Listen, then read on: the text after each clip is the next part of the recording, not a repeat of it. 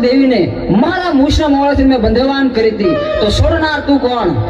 એ 33 કરોડ દેવી દેવતાને તારા મૂછના મોડેથી છોડાવનાર બીજું કોઈ નહીં, હું છું ચંડમુંડને હણનારી દેવી ચામુંડ. તારા કુકર્મોએ હદ વટાવી, હવે તારો અંત નજીક છે. હું તારી સાથે યુદ્ધે ચડી તારો નાશ કરીશ.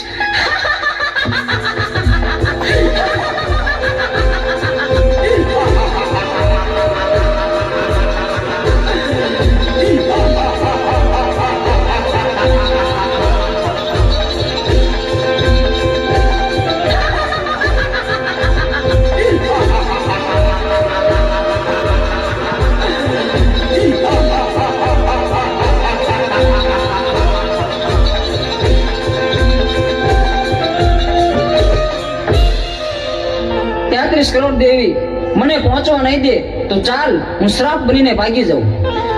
અમરિયા, તું સાપ બનીશ તો હું તારી પાછળ નોળિયો બનીને આવીશ, પણ આજે તને જીવતો નહીં છોડું.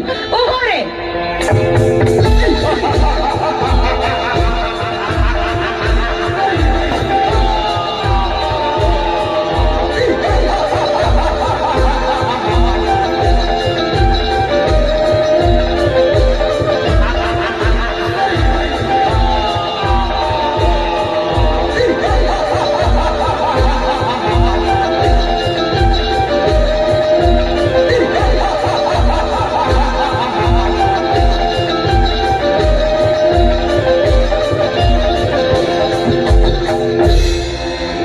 આ 33 કરોડ દેવી વધી રહેશે, મારી શક્તિ ઘટી જાય છે, તો મને પહોંચવા નહીં દે તો ચાલ, શાયલાના સરોવરમાં છુપાઈ જાઉં.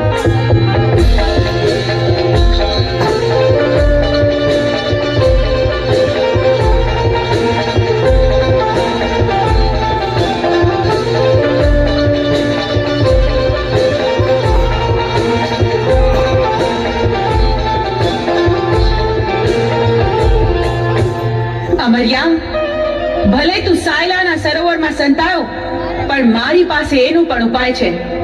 મારી બહેનોની મદદથી તારો સંહાર કરીશ. બહેનો, અમર્યો રાક્ષસ મારાથી ભાગીને સાયલાના સરોવરમાં સંતાયો છે. હાલો, આપણે બધી બહેનો ભેગી મળી આખા સરોવરનું પાણી ખોબલે ખોબલે પી જાય. સાયલાના સરોવરને ચરણામૃત નો બનાવું તો હું ચોટીલાની ચામુંડ નહીં.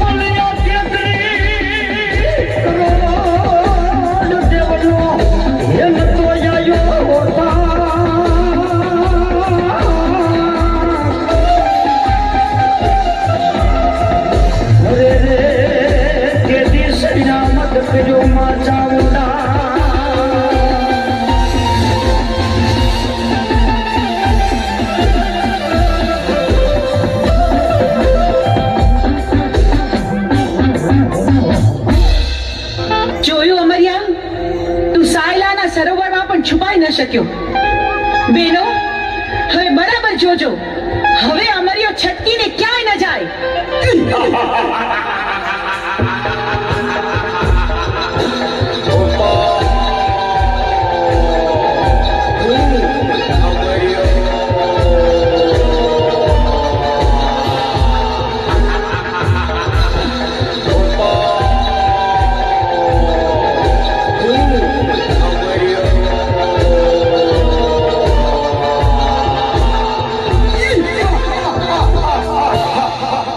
કરોડ દેવી વધી જશે અને મારી શક્તિ ઘટી જશે.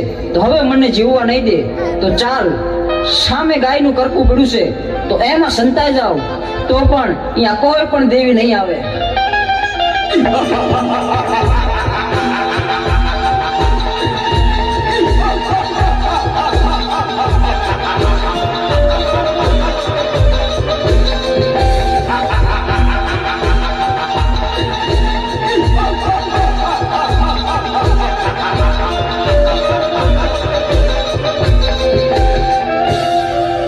અરે, આ અમર્યો તો ગાયના કરકામાં ભરાયો, પણ આ હાડપિંજરને અડીતો તો આપણે અભડાઈએ. પણ અમર્યા રાક્ષસનો સંહાર તો કરવો જ પડશે. તો બહેનો, ચાલો આપણે બધી બહેનો આપણા અંગનો મેલ